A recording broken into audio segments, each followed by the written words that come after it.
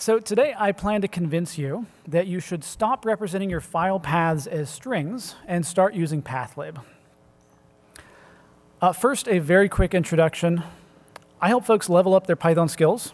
I run both virtual and on-site Python workshops and courses for teams. So if your team needs to learn anything about Python, please contact me.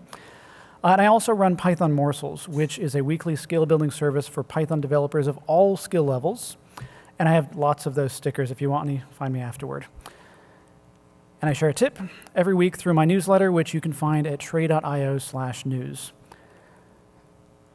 Let's talk about file paths. So for most of Python's history, file paths have been represented as strings. This still works today, and it always will work. But there are problems with representing file paths as strings, which is why, about 10 years ago, the Python core developers introduced pathlib to Python. There are 4 reasons that I recommend using pathlib that we're going to cover. 2 of them are about the various utilities that pathlib competes with. And 2 of them are about the problem with representing file paths as strings. So the alternatives to pathlib are difficult to find and difficult to use. Also, representing file paths as strings requires deliberate effort to avoid writing buggy code. And path strings make it hard to distinguish between a path and any other string in your code. So I'd like to address each of these before we talk about pathlib itself. We're going to hop in a time machine. We're going to roll back the clock about 10 years. Stranger Things had not yet premiered. TikTok didn't exist yet, but there was a thing called Vine that was kind of popular. Also, Brexit hadn't happened yet. And the Cubs hadn't yet won the World Series, not to mention some US political changes hadn't happened yet. But for us at PyCon, we were still mostly using Python 2.7, which would be supported for another 4 years. So back in 2016, when we needed to work with file paths, there were 4 standard library modules that we might have reached for: OS, os.Path, glob, and shutil. The shutil module has a bunch of high-level file-related stuff, including 7 different functions for copying files and directories. The glob module is a lot simpler. There's glob, iglob, and 2 other functions.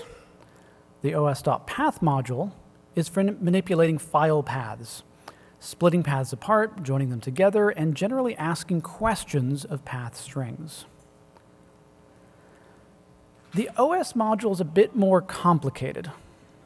The Python standard library has, in my opinion, 2 modules that act as junk drawers: the OS module and the sys module. The sys module is basically the junk drawer for stuff related to the Python interpreter itself. The OS module is the junk drawer for stuff related to the computer that your code is running on.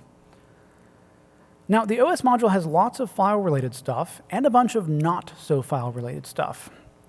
There are utilities for getting the current working directory and changing it, for changing the mode of a file. There's stuff for working with symbolic links and hard links. There are utilities for traversing the file system, and utilities for renaming and replacing files. And there are also utilities for making directories. These are most of the file-related utilities in Python's OS module. But this is not everything that's in the OS module. It's also all of this, and this, and this, and this, and this. Oh, and also this, plus this. That's everything that's in the OS module. Well, every function that's in the OS module. There are also dozens of constants that I'm not going to show you because you already got the joke. There's a lot of stuff in the OS module. Now, my point in dumping out the contents of the junk drawer that is the OS module is to point out how difficult it can be to find the dozen-ish path-related utilities that are in this module. And this is just the OS module. This doesn't include everything in os.Path, shutil, and glob. These are most of the useful path-related utilities included in the Python standard library. Back in 2016, in Python 2.7, Our only option when working with file paths was to go hunting for these utilities when we needed them. So I think we can agree that the various path-related utilities scattered throughout the Python standard library are difficult to find. But do we even need these utility functions? If we're representing file paths as strings, couldn't we just manipulate the strings with string operations? This code was taken from a Django project. It sets base dir to the directory above the current files directory. And it sets templates dir to the template subdirectory within that base directory. But these file paths are just strings. So instead of using os.path.dir_name and os.path.join, we could just use the string rsplit method in string concatenation. Sort of. This code is shorter, but it's also probably buggy on Windows, which usually uses backslashes instead of forward slashes. Now, we could have relied on os.sep to make this code work on all operating systems, but I think this code is less readable and less maintainable than the os.path version, which is why all these utilities in os.path were invented in the first place.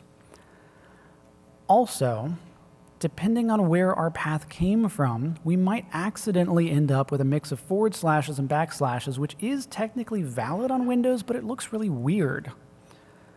Which is why performing string manipulations on path strings can get us into trouble. So the many things, those many utilities in os.path are useful.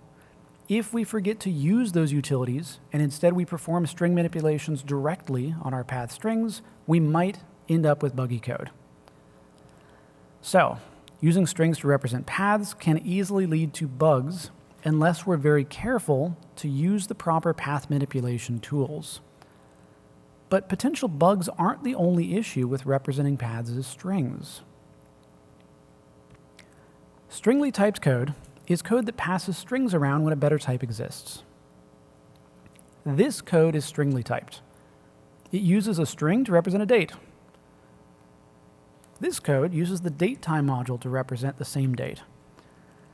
I prefer this second block of code, and I'm assuming you do as well.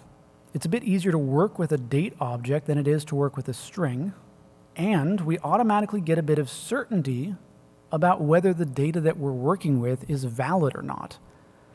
If the date parses, it's valid. As we've discussed, old Python code always used strings to represent file paths. I would argue that this is stringly typed code. There is a better way to represent this code, using the path class from Python's pathlib module. We're going to address the differences between these two coding styles in a little bit, but first I'd like to acknowledge the fact that using path objects instead of using a string makes it easier to distinguish between file names and any other string in our code. If your code uses type annotations, a file path might look just like any other string, which can make it harder to catch path-related bugs. And it can make it harder to reason about your code. So we've seen that the alternatives to pathlib are difficult to find, that path strings are error-prone, and that the path strings, or rather using path strings, also makes it difficult to distinguish between paths and non-path strings. I'd like to quickly address my last point here before we get to pathlib itself so much by comparison to pathlib. So we'll see a little bit of a preview of pathlib. We're going to compare the readability of code that represents paths as strings to the same code that uses pathlib.Path objects. This code represents paths using strings. I find that I need to read this code inside out. We get the absolute path, and then the parent directory, and then we get its parent directory. Instead of this code, which uses strings for paths, I prefer this code. This code represents paths using pathlib.Path objects, and I can read this code from left to right. We resolve the path into an absolute path, we get the parent directory and its parent directory. When using strings as paths, we need to use nested function calls. But when we use path objects, we can use chained method calls and attribute accesses.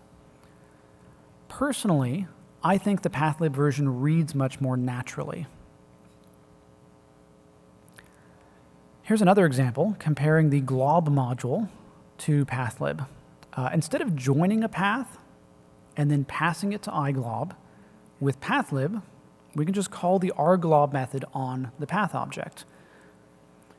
Shorter code isn't always more readable, but shorter code that's less noisy usually is. I very often need to open a file, read the whole contents of the file into a string, and then close the file. With pathlib, there's a convenience method for that. Instead of using the open function, we can just call the read text method on a path object directly. The methods on the pathlib.Path class are a bit more deliberately designed than their predecessors were in os.path and those other modules. For example, if we wanted to make a directory without pathlib, we could either use os.mkdir or os.makeDirs, depending on whether we wanted to make parent directories. But with path objects, the mkdir method just includes the ability to make missing parent directories thanks to an optional parents keyword argument. Copying files is another good example of where pathlib shines. As of Python 3.14, pathlib's path class has a copy method and a copy into method. Before these two methods existed, we needed to reach for either copy file, copy, copy to, or copy tree from shutil. I can't tell you which of these is the one you need because I don't remember which one does which. All of these has a slightly different use, and I always needed to read the documentation to figure out which one to use. So code that uses pathlib is often more readable than the alternative. But how does pathlib actually work? Well, the pathlib module contains pretty much one thing, a path class. So understanding the pathlib module really just means understanding path objects and the path class. The path class accepts a string which represents a file path, and it returns a new path object. The path object that we get will either be a POSIX path or a Windows path, depending on the operating system that our code is running on. Both types support all the same features, but they normalize paths differently. We don't need to worry about any of that, though, because the path object that we get should just work the way we'd expect it to on whatever operating system our code happens to be running on. These are pretty much all of the useful features that the path class supports. Most of these are methods that you can call on individual path objects. Some of these are attributes on path objects, and two of these are class methods. One returns the current working directory, and the other returns the user's home directory. Technically, these are only about half of the 70-ish methods and attributes that live on path objects. These are the other half. But I don't find myself using these ones quite so often. So path objects have lots of useful features built in. But what happens when you accidentally want to use, or when you actually want to use a path object as a file path? You want to resolve that path. Back when pathlib was first added to Python, in order to actually use a path object, you might have needed to convert that path to a string. But today, that's completely unnecessary, because Python's built-in open function accepts path objects. The open function used to only work with strings, but since Python 3.6, which is quite old at this point, strings and pathlib.Path objects are both accepted by the open function. In fact, pretty much every utility in Python that accepts a file path will also accept a path object. Whether you need to change directories, change the ownership of a file, connect to a SQLite database, log to a file, create a zip file, or run a subprocess, you can use pathlib's path class instead of using path strings. You don't need to convert path objects back to strings. Every standard library function that should accept path objects does. In fact, even standard library utilities that are specifically designed to work with path strings will also work with path objects. If you're still using the os.path functions, that's okay. All of these will also accept a path object. Every path-related utility that we saw earlier that accepts a path string will also accept a path object. So you can actually pass path objects to legacy code that was written without pathlib in mind, and it will often just work. Even most third-party libraries that handle file paths will usually also accept pathlib.Path objects. Django, Pandas, Pillow, PyTest, and Click all support path objects. Most modern Python libraries work just fine with pathlib, and if they don't, it's probably a bug, and you should report it.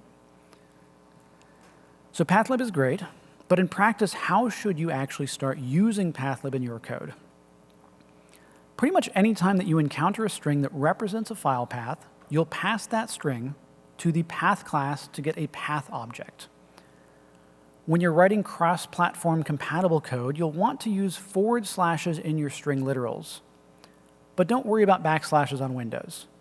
If you end up with a backslash separated path on a Windows machine, pathlib will normalize it automatically. On Windows, this path with backslash separators will be interpreted the same way as this other path here that has forward slash separators. Once you have a path object, there are lots of things that you can do with it. If your path object represents a directory, you may end up joining your path with a file name. You can do that using the join path method, or by using the slash operator, which looked a bit odd to me at first, but now that I'm used to it, I actually find it pretty readable. Also, the path class accepts multiple arguments that it will then join together, and those arguments can either be strings or other path objects. So this joins our home directory with this config file name. All three of these approaches return the exact same path object. They're all equivalent. And none of these is necessarily better than the others, although you'll usually only see that third approach if we're not sure whether we're working with a path object or we're working with a string. I always found the functions in os.path to be unfortunately named. Lots of shortened words all squashed together. With pathlib, all of the same functionality exists as either methods or attributes on path objects. And they're all pretty well named. Personally, I prefer the name attribute over the base name function, the parent attribute over the dir name function, and the suffix attribute over calling the split ext function and accessing index 1. If you're looking for a pathlib cheat sheet, you can find a couple of cheat sheet tables in that first URL there, which is an article that I've written on pathlib. It has two different cheat sheet tables in it.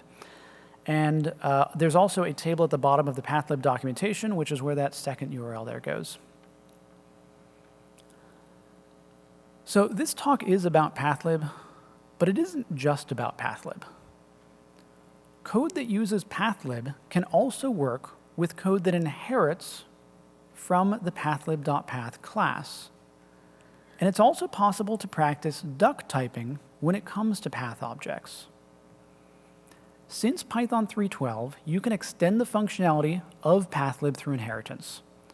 So if you'd like to make your own custom path objects that include a method to change directories, you can. You'll just inherit from the pathlib.Path class, and then use your own custom better path class the same way that you use the path class. And it just works. Inheriting from the path class, though, isn't something you'll probably do very often. But when you do, if you need to attach custom metadata to your path objects, you can with the with segments method. This ensures that any custom metadata that you've attached to your class will be preserved on any new path objects that are derived from that existing path object. So for example, if we get the parent directory of one of these custom get path objects, our repo root attribute will be maintained on that new get path object that's returned because we have that with segments method. So you can make your own custom versions of pathlib by making specialized path subclasses. But if you can also make pathlib alternatives that don't even act anything like pathlib through duck typing. An object that acts like a list or a tuple is a sequence. An object that acts like a dictionary is a mapping. An object that acts like a file is a file-like object. And an object that can be used anywhere a path object can be used is a path-like object. If it looks like a duck and quacks like a duck, then it's a duck. And if it is accepted by utilities that accept path objects, then it is a path-like object. PEP 519 defines the path-like protocol. All path-like objects are accepted by the open function and all other built-in tools in Python that are meant to accept path objects, or meant to accept paths. The only thing that's needed for a path-like object to exist is a dunder-fs-path method. That one method will allow an object to be accepted by all of Python's many path-accepting functions. And any third-party utility that wants to convert a path-like object back into a string can do so using the os.fs-path function. This PEP also allows, or rather what it really empowers, in addition to pathlib itself, which pathlib is great, you should use pathlib, but if you don't like it, there's a whole ecosystem of path-like objects beyond just pathlib. If you want to invent your own pathlib alternative, you can. You just use dunder-fs-path. So for example, a very silly example, here's a class called myPath which does not inherit from pathlib.Path at all. And yet, instances of this class work with the built-in open function. The ability to make an object that acts like a path allows for third-party libraries that work everywhere that pathlib does, even if they don't inherit from pathlib at all.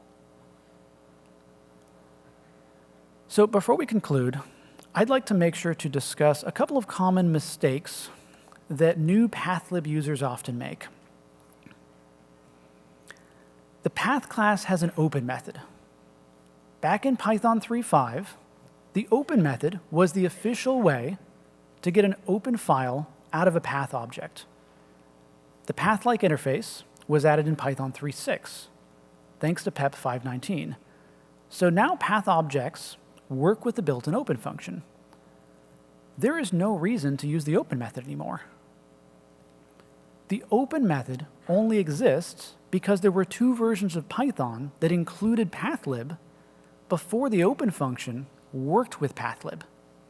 So I recommend against using the open method on your path objects. Not everyone agrees with this advice, but I'm on the stage, so I get to say this. I consider the path objects open method to be a relic from an earlier version of Python. If PEP 519 existed when Python 3.4 was released, we probably wouldn't have the open method. If I need to display a path to an end user or log it to a file, I'll often implicitly convert it to a string by using it in a print call or an f-string. And that's useful. But don't convert path objects to strings when you don't need to. If you think that you need to convert a path to a string, you probably don't. You can probably just use the path object directly. Also, don't forget that the path constructor can accept multiple arguments.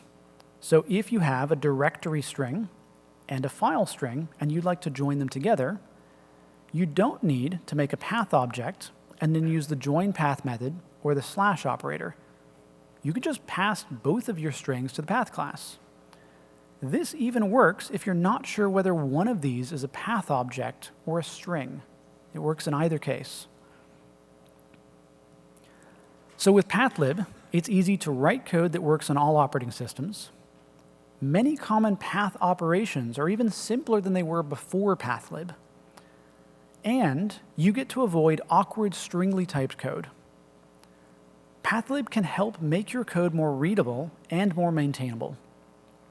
But there's a very common concern that I often hear about pathlib that I feel is a little bit unwarranted.